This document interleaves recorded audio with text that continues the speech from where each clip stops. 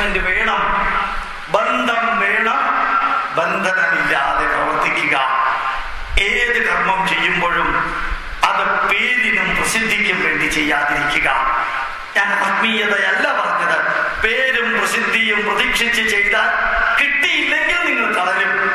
കിട്ടിയില്ലെങ്കിൽ നമുക്ക് വേദന തോന്നും. ഞാൻ ചെയ്യാനുള്ളത് ഞാൻ ചെയ്തു, ധന്യമായിട്ട് ചെയ്തു. നേരത്തെ പറഞ്ഞ വാക്ക് DDS, ഡിവോഷൻ, ഡെഡിക്കേഷൻ ആൻഡ് സിൻസിയറിറ്റിയോടുകൂടി ചെയ്യാനുള്ള കർമ്മം ചെയ്തു നോക്കാം. എന്ത് ഫ്രീ ആയിരിക്കും മൈൻഡ് എന്നറിയോ? എന്ത് ഫ്രീ ആയിരിക്കും മൈൻഡ്. ഈ മൈൻഡ് ഫ്രീ ആവാതിരിക്കാൻ കാരണം പ്രതീക്ഷകൾ പരിധി കടക്കുമ്പോൾ, പ്രതീക്ഷകൾക്കൊത്ത അപ്രീസിയേഷൻ കിട്ടാതെ വരുമ്പോൾ, പ്രതീക്ഷകൾക്കൊപ്പം എൻകറേജ്മെന്റ് കിട്ടാതെ വരുമ്പോഴാണ് തളരുന്നത്. ഒന്നും പ്രതീക്ഷിച്ചിട്ടില്ല, ഞാൻ ചെയ്യാനുള്ള കർമ്മം ചെയ്തിരിക്കുന്നു. കർമ്മണോന്യത്ര, യജ്ഞഭാവത്തില് സമർപ്പണ ഭാവത്തിലല്ലാതെ മറ്റേതെങ്കിലും വിധത്തിൽ കർമ്മം ചെയ്യുകയാണെങ്കിൽ അയം ലോക കർമ്മബന്ധന, ജനങ്ങൾ കർമ്മത്തിൽ ബന്ധിതരാകുന്നു, ബന്ധനത്തിൽപ്പെടുന്നു, ബോണ്ടേജിൽ പെടുന്നു. രണ്ട് ഇംഗ്ലീഷ് വാക്ക്, ഒന്ന് അറ്റാച്ച്മെന്റ്, മറ്റൊന്ന് ബോണ്ടേജ്. ഒന്ന് ബന്ധം, മറ്റൊന്ന് ബന്ധനം. രണ്ടും തമ്മിൽ മാറണം, രണ്ടും തമ്മില് തെറ്റിദ്ധാരണ മാറണം. ധാരാളം സ്വാമിമാര് പറയാറുണ്ട്, അറ്റാച്ച്മെന്റ് കുറയ്ക്കണം, അറ്റാച്ച്മെന്റ് കുറയ്ക്കണം. ഇന്നസെന്റ് പറഞ്ഞ ആലോചിച്ച് നോക്കാം. ഒരു ബാങ്കിലെ മാനേജർക്ക് വരുന്ന കസ്റ്റമേഴ്സിനോട് അറ്റാച്ച്മെന്റ് ഇല്ലെങ്കിൽ, ഭാര്യയ്ക്ക് ഭർത്താവിനോട് അറ്റാച്ച്മെന്റ് ഇല്ലെങ്കിൽ, ഭർത്താവിന് ഭാര്യയോട് അറ്റാച്ച്മെന്റ് ഇല്ലെങ്കിൽ, അമ്മയ്ക്ക് മക്കളോട് അറ്റാച്ച്മെന്റ് ഇല്ലെങ്കിൽ, ഈ പരിപാടി സംഘടിപ്പിക്കാൻ ഇവിടെ വരുന്ന നിങ്ങളുടെ മുമ്പില് ഞാൻ വിവരിക്കുന്ന വിഷയത്തോട് എനിക്ക് അറ്റാച്ച്മെന്റ് ഇല്ലെങ്കിൽ എങ്ങനെയുണ്ടാവും? വെറുതെ ചിന്തിച്ചു നോക്കാം. ഹോട്ടലിൽ ഭക്ഷണം വിളമ്പിക്കൊടുക്കുന്ന വ്യക്തിക്ക് വിളമ്പിക്കൊടുക്കുന്നതിനോട് അറ്റാച്ച്മെന്റ് ഇല്ലെങ്കിൽ, ആ കുക്കിന് ഉണ്ടാക്കുന്ന സാമ്പാറിനോട് അറ്റാച്ച്മെന്റ് ഇല്ലെങ്കിൽ, ഞാൻ കൂടുതൽ പറയുന്നില്ല, എങ്ങനെയുണ്ടാവും ചിന്തിക്കാം. അതുകൊണ്ട് വേണ്ടാത്തത് ബന്ധനം, വേണ്ടത് ബന്ധം, വേണ്ടാത്തത് ബോണ്ടേജ്, വേണ്ടത് അറ്റാച്ച്മെന്റ്. അത് തെറ്റൊന്നുമല്ല. ഈ ലോകത്തിൽ ജീവിക്കുകയാണെങ്കിൽ അറ്റാച്ച്മെന്റ് കൂടിയേ തീരൂ. അടുത്തത്, നിങ്ങളുമായി ബന്ധപ്പെട്ട ആരോട് പെരുമാറുമ്പോഴും പരസ്പരം ഭാവയന്ത ശ്രേയ പരമവാപ്നുയാ. നിങ്ങളെ ആരെങ്കിലും സഹായിച്ചാൽ 10% കൂട്ടി തിരിച്ചു കൊടുക്കാം. ആരിൽ നിന്ന് നിങ്ങൾ എന്ത് സ്വീകരിച്ചോ അത് മറക്കാതിരിക്കുക. ആർക്ക് നിങ്ങൾ എന്ത് കൊടുത്തോ അത് ഓർമ്മിക്കാതിരിക്കുക. അത് മനസ്സിലായി? ആരിൽ നിന്ന് എന്ത് സ്വീകരിച്ചോ അത് മറക്കാതിരിക്കുക. ആർക്ക് നിങ്ങൾ എന്ത് കൊടുത്തോ, മകനെയും ഒഴിച്ചുള്ള കാര്യമാണ്. ആർക്ക് നിങ്ങൾ എന്ത് കൊടുത്തോ നല്ലതാണെങ്കിൽ അത് ഓർമ്മിക്കാതിരിക്കുക. അത് നിങ്ങളുടെ ജീവിതത്തിന്റെ ഭാഗം. അതുകൊണ്ട് പരസ്പരം ഭാവയന്ത ശ്രേയ പരമവാപ്നുയാ. അടുത്ത കാലത്ത് SBTയിലെ സീനിയർ മാനേജേഴ്സിന് ക്ലാസ് എടുക്കാനായിട്ട് പോയി. ആൾ കേരളയിലുള്ള സീനിയർ മോസ്റ്റ് മാനേജേഴ്സ് ഒത്തിരി ചോദ്യങ്ങൾ ചോദിച്ചു. അതിൽ ചിലർ ചോദിച്ചു, സാറിനെതിരെ വിമർശനങ്ങൾ വരുമ്പോ സാർ എങ്ങനെ പ്രതികരിക്കും? ഓരോരുത്തരെ ഗോപാലകൃഷ്ണൻ എന്ന വ്യക്തിയെ വിമർശിക്കുമ്പോഴും അത് അഭിമുഖീകരിക്കാനുള്ള ചങ്കൂറ്റം ഉണ്ടാക്കാനുള്ള അവസരം ജഗദീശ്വരൻ എനിക്ക് തരികയാണെന്ന് മാത്രമാണ് ഞാൻ പറഞ്ഞത്. അർത്ഥം മനസ്സിലായോ? ഒരാളെന്നെ വിമർശിച്ചാൽ, എതിർത്താൽ, പുച്ഛിച്ചാൽ, അവഹേളിച്ചാൽ, അല്ലെങ്കിൽ ഡെനിഗ്രേറ്റ് ചെയ്താൽ എങ്ങനെയാണ് ഈ ജീവിതത്തില് എതിർപ്പുകളെയും അവഹേളനത്തെയും അഭിമുഖീകരിക്കേണ്ടത് എന്ന് ഉള്ള ട്രെയിനിങ് അയാൾ എനിക്ക് തരികയാണ്.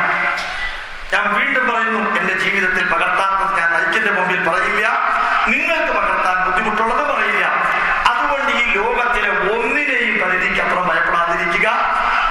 നല്ലത് പറയുന്നവരെയും ചീത്ത പറയുന്നവരെയും ഈക്വലി നമുക്ക് ആവശ്യമുള്ളതാണ് തരുന്നത് എന്നൊന്ന് ഓർമ്മിക്കാം.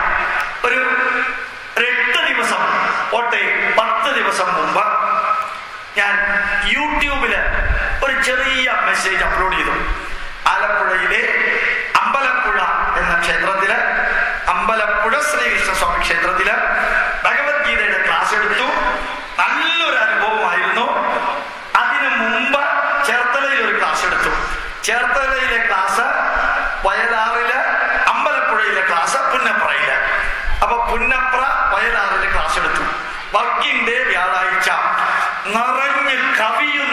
ഡ്രസ്സ് അതിഗംഭീരമായിട്ടുള്ള ഒരു ഫീലിംഗ് എനിക്ക് കിട്ടി എന്ന് പറഞ്ഞ് യൂട്യൂബിൽ അപ്ലോഡ് ചെയ്തു. ഒരു പെൺകുട്ടി ദുബായിൽ നിന്ന് റെസ്പോണ്ട് ചെയ്ത് എങ്ങനെയാ അറിയാമോ? You are telling that it was great, you are telling that that is great and this is great, why don't you upload all these things? അത് ഗ്രേറ്റ് ആണ്, ഇത് ഗ്രേറ്റ് ആണെന്ന് നിങ്ങൾ ഇടയ്ക്കിടയ്ക്ക് പറയാറുണ്ട്. എന്തുകൊണ്ട് അപ്ലോഡ് ചെയ്തുകൂടാ? അന്ന് മേടിച്ച സാധനം ഇവിടെ വെച്ചിരിക്കുന്നേ റെക്കോർഡ് ചെയ്യാൻ, അപ്ലോഡ് ചെയ്യാനായിട്ട്. ആ അമ്മച്ചി അത് പറഞ്ഞിരുന്നില്ലെങ്കിൽ ഞാൻ റെക്കോർഡ് ചെയ്യില്ല. അവരെന്നെ ഷാർപ്പായിട്ട് വിമർശിച്ചത് കൊണ്ടാണ് 2009 വാങ്ങിച്ചു വെച്ച സാധനം കൊണ്ട് ഇപ്പൊ ഞാൻ പോകുമ്പോഴത്തേക്ക് റെക്കോർഡ് ചെയ്യാൻ പ്രസ് ചെയ്തിട്ടേ ക്ലാസ് തുടങ്ങുള്ളൂ. മുമ്പിലുള്ളവർ വിചാരിച്ചോളും മൊബൈൽ ഓഫ് ചെയ്തതാണ്. അങ്ങനൊരു സന്തോഷം എനിക്കുണ്ട്. ഏതായാലും ഞാൻ വിഷയത്തിലേക്ക് തിരിച്ചു വരാം. ആര് വിമർശിച്ചാലും അതൊരു സർജറിയാണ്, ആരഭിനന്ദിച്ചാലും അതൊരു പിഴിച്ചിലാണ്. അത് മനസ്സിലായി? ആരഭിനന്ദിച്ചാലും അതൊരു മാസേജ്, അതൊരു പിഴിച്ചിലാണ്. പിഴിച്ചിലിന്റെ സുഖം കുറച്ച് കഴിയുമ്പോൾ തീരും. സർജറിയുടെ ദുഃഖം കുറേ കാലത്തേക്ക് ഒഴിഞ്ഞു കിട്ടും. അത് മനസ്സിലായി? അബ്നോർമൽ ടിഷ്യൂ ഇല്ലാതെയാവുന്നതാണ് സർജറി. അതുകൊണ്ട് നല്ലത് പറഞ്ഞാലും ചീത്ത പറഞ്ഞാലും നമ്മളുടെ കർമ്മം ഷെയറിങ്, കെയറിങ് ആൻഡ് ക്യൂറിങ്. അതാണ് പരസ്പരം ഭാവയന്ത ശ്രേയം പരമവാപ്നുയ.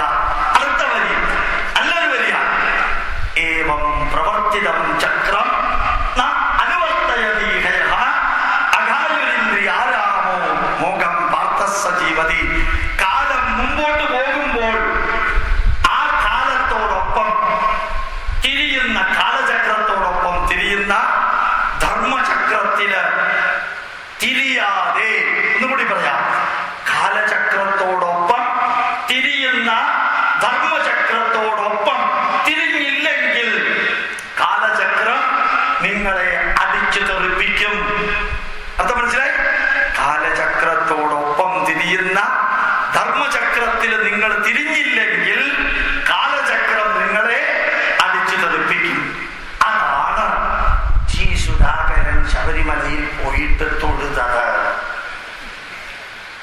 അതാണ് കടകംപള്ളി സുരേന്ദ്രൻ ശബരിമലയിൽ പോയി തൊഴുതത്. അതാണ് KT ജലീല് ശബരിമലയിൽ പോയി തൊഴുതിട്ട് പറഞ്ഞത്, ഇനി എല്ലാ വർഷവും ഞാൻ ശബരിമലയിലേക്ക് തൊഴാൻ വരും. ഒരു ക്ഷേത്രം നശിച്ചാൽ അത്രയും അന്ധവിശ്വാസം ഇല്ലാതെയാകുമെന്ന് പറഞ്ഞവര്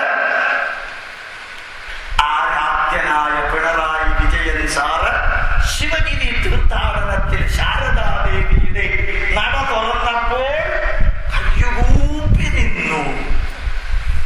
PS അച്യുതാനന്ദൻ സാറിന്റെ മകൻ മാസത്തിലൊരിക്കൽ വ്യാഴാഴ്ച ഗുരുവായൂരിൽ ചെന്ന് തേങ്ങ ഉരുട്ടല്, മുട്ടറക്കാൻ, അങ്ങനെ പരിപാടി നമ്മുടെ പൈതൃകത്തിലില്ല, പുതിയതായിട്ട് ഉണ്ടാക്കിയതാണ്.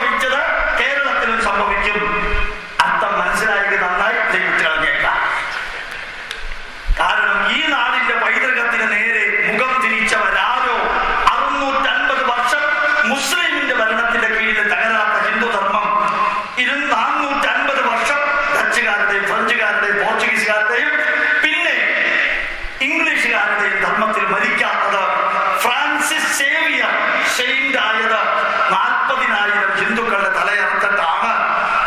എന്നിട്ടും ഹിന്ദുധർമ്മം ഇവിടെ മരിച്ചില്ല. ഇപ്പോഴും ഇതിനകത്ത് വന്ന് ഫോട്ടോ എടുക്കേണ്ടത് ഗോപാലകൃഷ്ണന്റെ അല്ല, ഇവിടെ നിന്ന് അങ്ങോട്ടാ ഫോട്ടോ എടുക്കേണ്ടത്.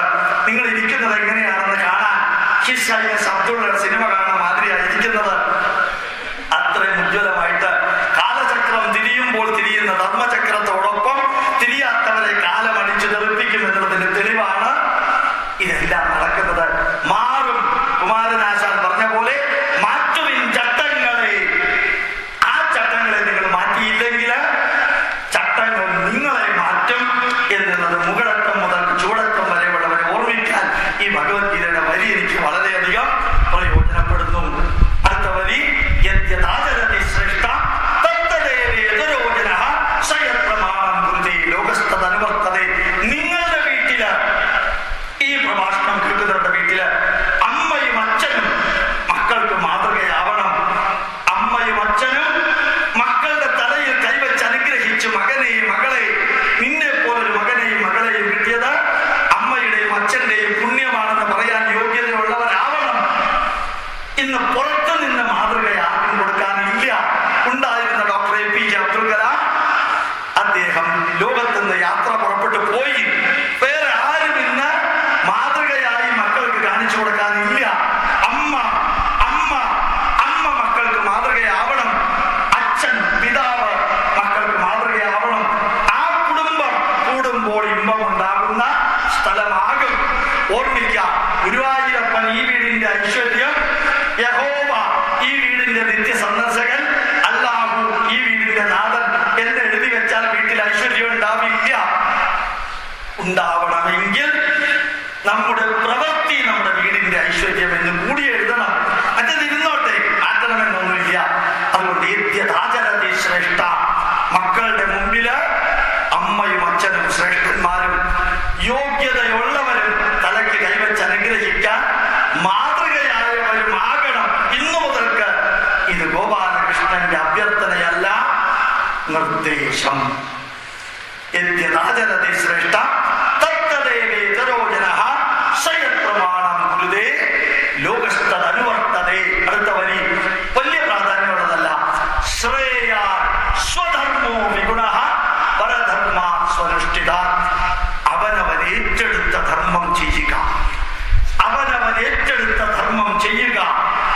മക്കളെ ധന്യമായിട്ട് വളർത്തുക.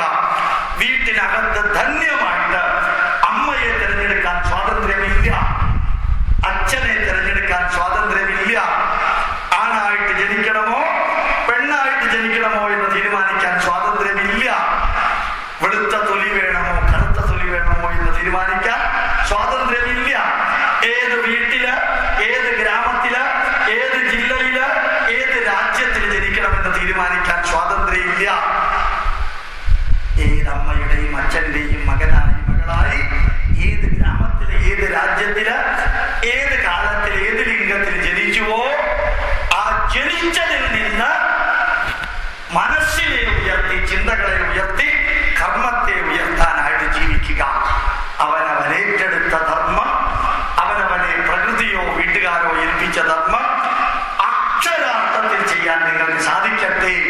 കരഞ്ഞുകൊണ്ടും ശപിച്ചുകൊണ്ടും പ്രാഗിക്കൊണ്ടും ജീവിക്കല്ലേ. കരഞ്ഞുകൊണ്ടും ശപിച്ചുകൊണ്ടും ജീവിക്കല്ലേ. ഇതൊക്കെ ഇതിന്റെ ഭാഗമാണ്. ചരൈവേദി ചരൈവേദി ചരൈവേദി. മുമ്പോട്ട് മുമ്പോട്ട് മുമ്പോട്ട്. രണ്ട് കാര്യങ്ങൾ ഓർമ്മിക്കാം. കാമയേഷ ക്രോധയേഷ, ആ വരി മാത്രം വായിച്ചാൽ മതി. ഒന്നിനോടും അത്യാർത്ഥി ഉണ്ടാവരുത്. കാമം അമിതമായ ആഗ്രഹം ഒഴിവാക്കാം, ക്രോധം വാശി ഒഴിവാക്കാം. രണ്ട് വാക്ക്. അമിതമായ ആഗ്രഹം, കാമയേഷ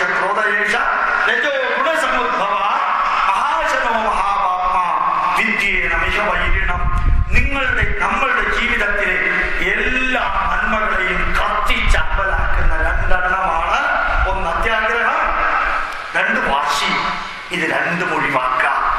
അതാണ് ഇന്നിപ്പോ തിരുവനന്തപുരത്ത് സെക്രട്ടേറിയറ്റിൽ കാണുന്നത്. ഓരോ IAS-കാരനെതിരെ IPS-കാര് കേസെടുക്കുന്നു. ഓരോ IPS-കാരനെതിരെ IAS വേണോ KAS വേണോ? ചീഫ് സെക്രട്ടറിയോട് മുഖ്യമന്ത്രി ചോദിച്ചു, സൂപ്പർ മുഖ്യമന്ത്രി ആവല്ലേ? അങ്ങേര് വിചാരിച്ചാൽ ഇങ്ങേരെ കുളം തോണ്ടാൻ ഒരു വിഷമമില്ല. ഇങ്ങേര് വിചാരിച്ചാൽ അങ്ങേരെ കുളം തോണ്ടാൻ പറ്റില്ല. അങ്ങേരും ഇങ്ങേരും ആരാണെന്ന് മനസ്സിലായാലും ഇല്ലെങ്കിലും കുഴപ്പമില്ല. ഓർമ്മിക്കുക, ഈ മിനിഞ്ഞാന്ന് ഒരു മന്ത്രി പറയുന്ന കേട്ടു, IAS-കാരുടെ പല്ലടിച്ച് തെറിപ്പിക്കണം എന്നാ പറഞ്ഞത് എന്ന് അദ്ദേഹം പറഞ്ഞിരുന്നു. അല്പം മാനസിക രോഗിയായതുകൊണ്ട് ക്ഷമിക്കാം മന്ത്രി. അല്ലെങ്കിൽ ഇയാളെ കുളം തോണ്ടാൻ സെക്രട്ടറി വിചാരിച്ചാൽ 1/2 മിനിറ്റ് മതി. എന്താ കാരണം അറിയോ? 100 കോടി എന്നുള്ളതിന് ഒരു 0 കൂടി ഇട്ടാൽ മതി. ഇയാൾക്കത് വായിക്കാൻ പറ്റില്ല, ഉറപ്പാണ്. ഇയാൾ ഒപ്പിട്ടിട്ട് ഇയാളാണ് 1000 കോടിയുടെ ഉത്തരവ് എനിക്ക് അറിയണമെന്ന് പറഞ്ഞാൽ അവർക്ക് പുറത്തേക്ക് പോയാലും IAS-കാർക്ക് വേറെ എവിടെയെങ്കിലും ജോലി കിട്ടും. ഈ മന്ത്രി പണി അവസാനത്തെ പണിയാണ്, വേറെ ഒരു സ്ഥലത്ത് പണി കിട്ടില്ല. അത്രയും തറപ്പണിയാണ് എന്ന് ഞാൻ പറയണില്ല.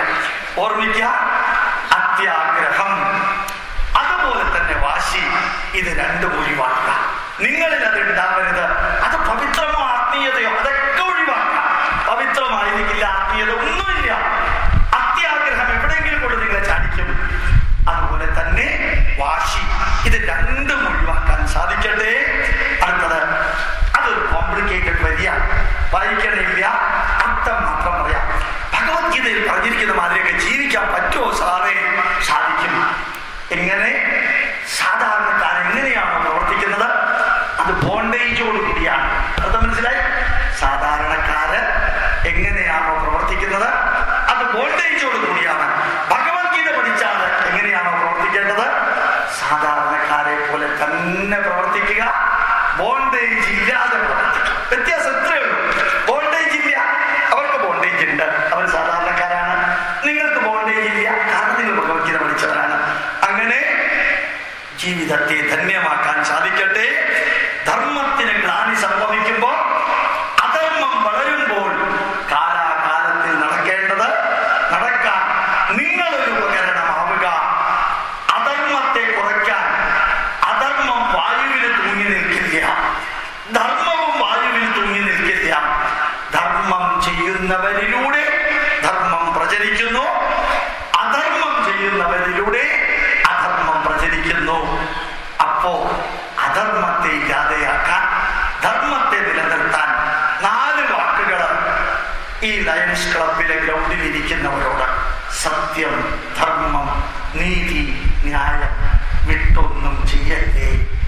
സത്യം, ധർമ്മം, നീതി, ന്യായം അതുപേക്ഷിച്ചൊന്നും ചെയ്യല്ലേ. അത് കൈവിടല്ലേ. അവസാനത്തെ ശ്വാസം വരെ അത് നിങ്ങൾക്ക് പ്രൊട്ടക്ഷൻ നൽകും. എന്ന് അസത്യം, അധർമ്മം, അനീതി, അന്യായത്തോടൊപ്പം ഇറങ്ങിയോ അന്ന് അല്ലെങ്കിൽ പിന്നെ നിങ്ങൾ കരയേണ്ടി വരും. അതാണ് നമ്മളെ പഠിപ്പിച്ചത്. 27 കോടി രൂപയുടെ സൗദത്തിൽ കിടന്നൊരു സ്ത്രീ ഇപ്പൊ കിടക്കുന്നത് എവിടെയാണ്? നേരത്തെ ഞാൻ സൂചിപ്പിച്ചു, ഇപ്പൊ കിടക്കുന്നത് എവിടെയാണ്? തോളിൽ മാറാപ്പ് കയറ്റുന്നതും ഭവാൻ. അത് പലർക്കുള്ളതാണ്, ഓർമ്മിക്കാൻ സാധിക്കട്ടെ. അടുത്ത വരികൾ വളരെ പ്രാധാന്യമുള്ളതല്ല. ജ്ഞാനയോഗിയായിട്ട് ജീവിക്കുന്നതും കർമ്മയോഗിയായിട്ട് ജീവിക്കുന്നതും ഒരേ പദവി തന്നെയാണ് എന്നടുത്ത വരി പറയുന്നു. ജ്ഞാനയോഗിയായിട്ട് ജീവിക്കുന്നതും കർമ്മയോഗിയായിട്ട് ജീവിക്കുന്നതും ഒന്ന് മറ്റേതിനേക്കാൾ മുകളിലോ താഴെയോ അല്ല, രണ്ടും തുല്യമാണ് എന്ന് തിരിച്ചറിയുക. അതുപോലെ തിരിച്ചറിയുക, നമ്മുടെ അകത്ത് പ്രവർത്തിക്കുന്ന ചൈതന്യം തന്നെ സർവചരാചരങ്ങൾക്കകത്തും പ്രവർത്തിക്കുന്നുണ്ട്. ആ ചൈതന്യത്തെയാണ് നമ്മൾ ഈശ്വരൻ എന്ന് പറയുന്നത്. ഓർമ്മിക്കുക, അറിവ് നേടാൻ ആഗ്രഹിക്കുന്ന വ്യക്തിക്ക്, ശ്രദ്ധയോടുകൂടി പഠിക്കാൻ താല്പര്യമുള്ള വ്യക്തിക്ക് എല്ലാവർക്കും ഭഗവത്ഗീതയിലെ ഈ സന്ദേശങ്ങൾ പറഞ്ഞു കൊടുക്കാം. അറിവ് നേടാൻ താല്പര്യമില്ലാത്തവർക്ക്, ശ്രദ്ധയില്ലാത്തവരുടെ അടുത്ത് വാദിക്കാനും ജയിക്കാനും നിൽക്കല്ലേ. വാദിക്കാനും ജയിക്കാനും ശ്രമിക്കരുത്. മനസ്സിലായി? ഒരാളുടെ അടുത്തും വാദിക്കാനും ജയിക്കാനും ശ്രമിക്കരുത്. അറിയാനും അറിയിക്കാനും മാത്രം ശ്രമിക്കുക. അജ്ഞശ്ച അശ്രദ്ധദാനശ്ച സംശയാത്മാ വിനശ്യതി. വേണ്ടതിനും വേണ്ടാത്തതിനും സംശയവും വെച്ചുകൊണ്ട് ജീവിക്കല്ലേ.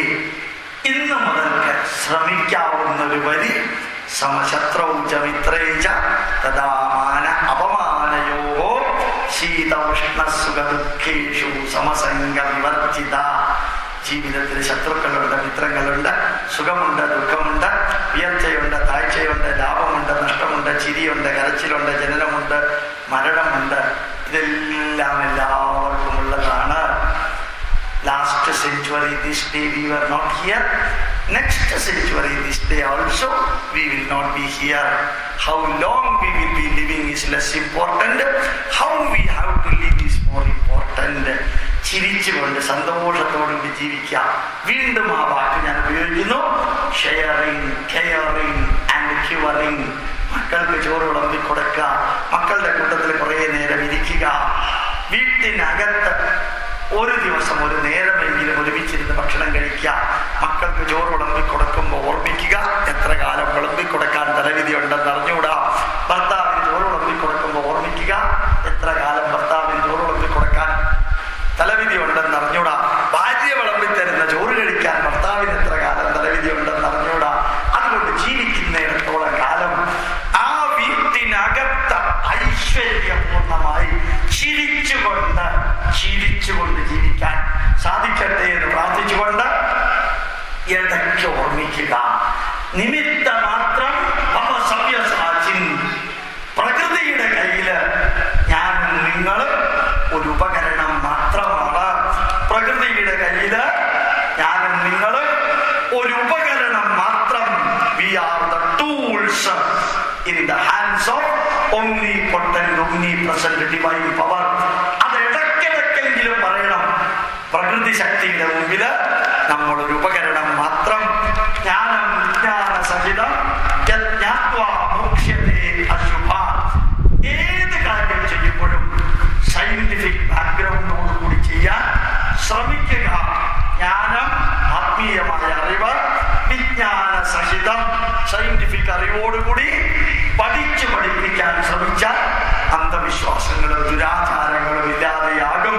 ഇത്രയും ഉജ്ജ്വലമായ ഭഗവത്ഗീത പഠിക്കണം. എന്തിനു പഠിക്കണം? പഠിപ്പിക്കാനായിട്ട് പഠിക്കണം, പ്രചരിപ്പിക്കാനായിട്ട് പഠിക്കണം, പ്രതികരിക്കാനായിട്ട് പ്രവർത്തിക്കണം.